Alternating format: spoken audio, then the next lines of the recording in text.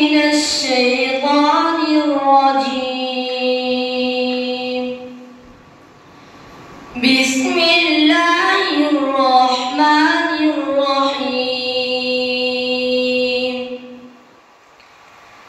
لن يستنكف المسيح أن يكون عبدا لله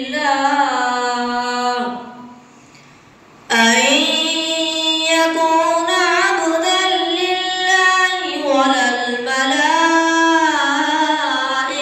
المقربون. ومن يستنكف عن عبادته ويستكبر فسيحشرهم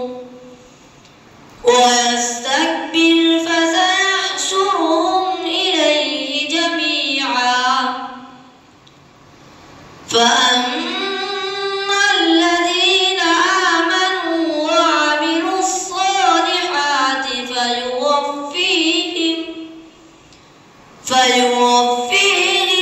أجورهم ويزيدهم من فضله.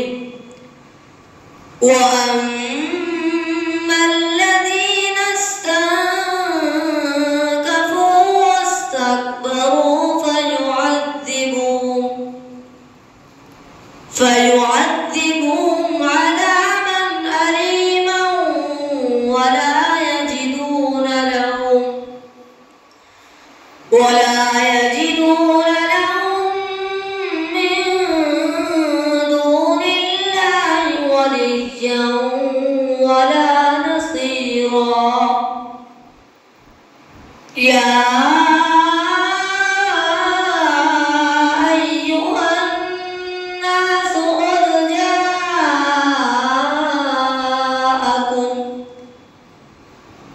جاءكم برهان من ربكم وأنزلنا إليكم نورا مبينا. فأما الذين آمنوا بالله واعتصموا به فسيدخلهم